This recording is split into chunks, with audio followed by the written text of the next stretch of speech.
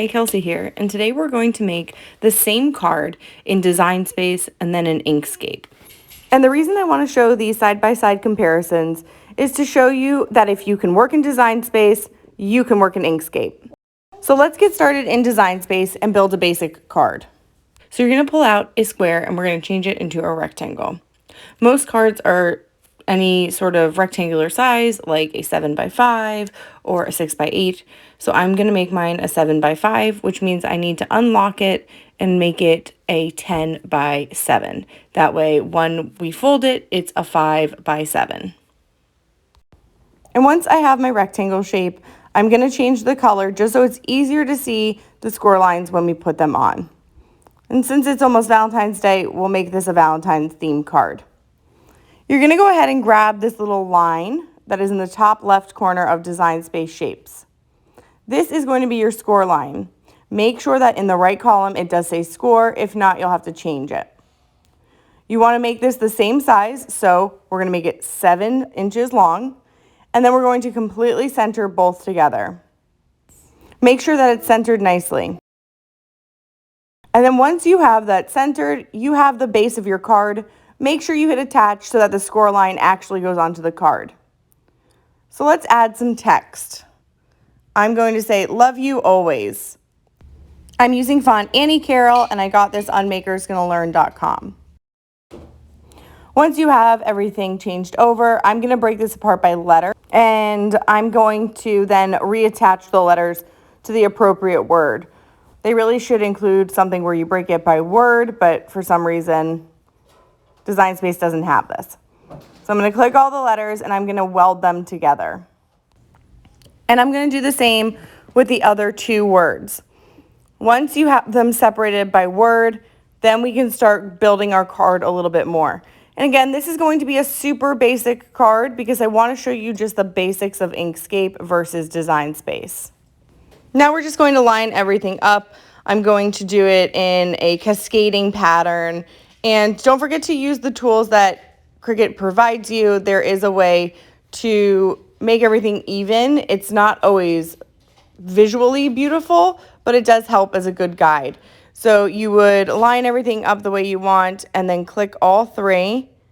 And then we're going to hit align and you'll do distribute horizontally and distribute vertically.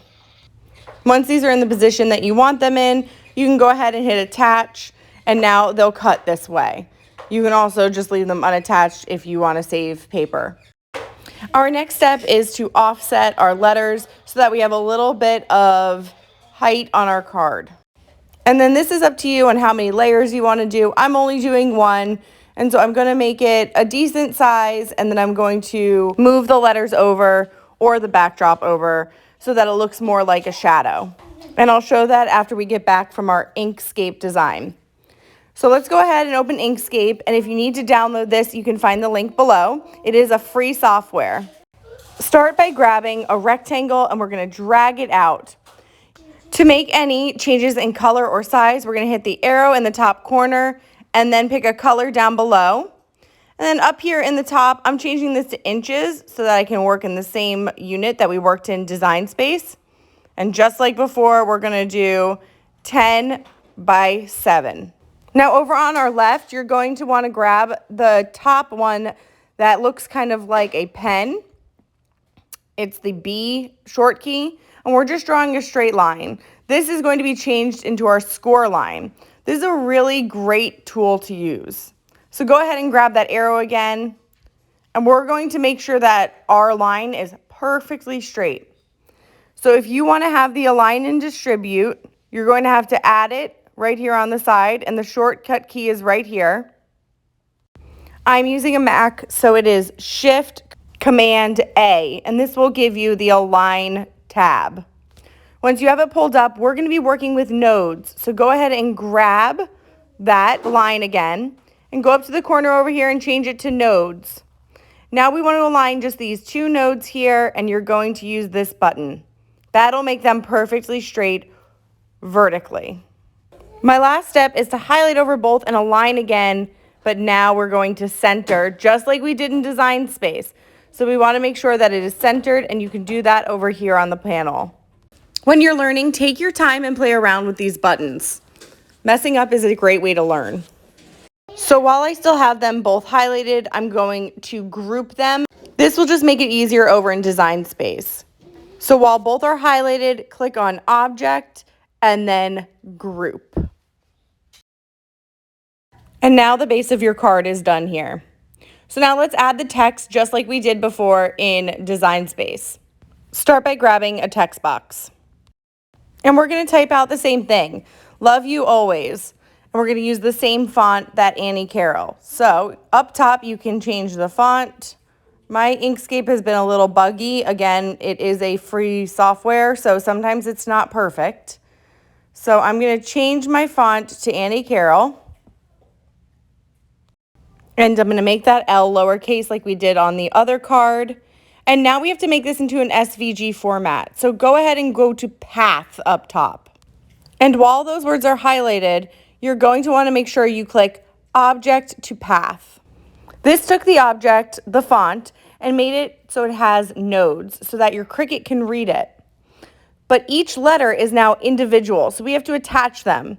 So you're going to left click it a couple times until each letter is individual, and then highlight over all the letters, go back up to Path and hit Union. You'll also notice that I'm doing word by word. So I'm not highlighting all the letters in the whole sentence. I'm doing word by word because I want it to be similar to Design Space.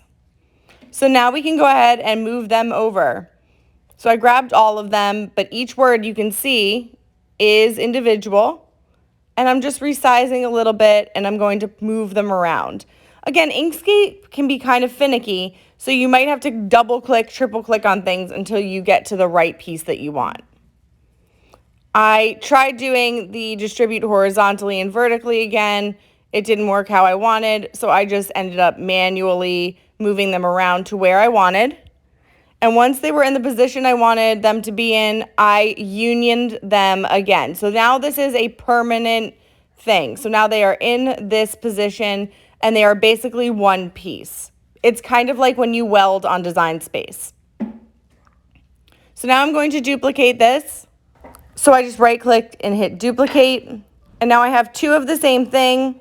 And while it's highlighted, I'm going to go to Path and I'm going to outset this. And I'm going to do this a couple times. So just like in Design Space, this is your offset and your inset. So I'm just going to do that a couple times until I have the offset that I want. The last thing I'm going to do is break this apart and then hit Union.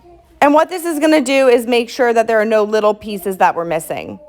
So now, just like before, you're going to change the colors however you want them. I'm going to make mine similar to what we did on Design Space.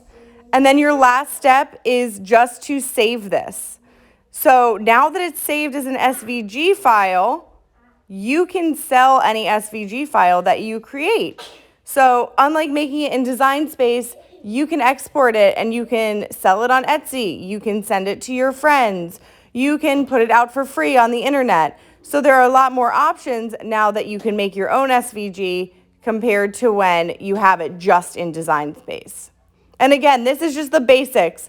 So don't worry about making anything crazy. Just start to familiarize yourself with Inkscape. Make sure you save that file as an SVG as well. So now we have our two files back over in Design Space next to each other.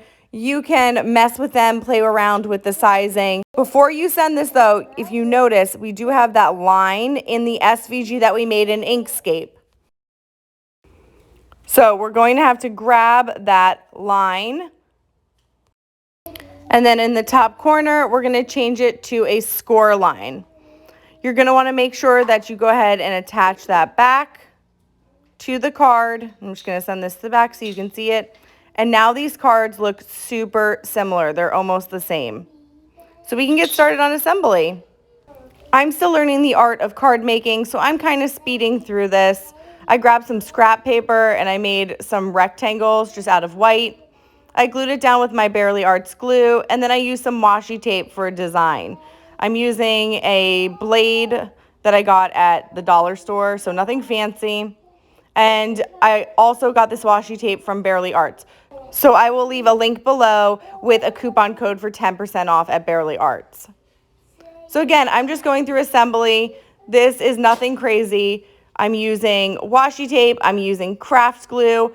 I had out my foam squares just in case I wanted to give it a 3D look, and I ended up not using them. But after you have everything cut out, it's really up to you on how you want to assemble your card. The whole point of this was for me just to show you how similar these cards are going to end up. So I'm going to skip ahead after we've designed both cards, and I'm going to show you how they turned out. So again, the whole purpose of this was to show you Design Space versus Inkscape. If you can work in Design Space, you can work in Inkscape. It's just a learning curve, and you can do it. Thank you so much for watching. Don't forget to subscribe. Happy crafting!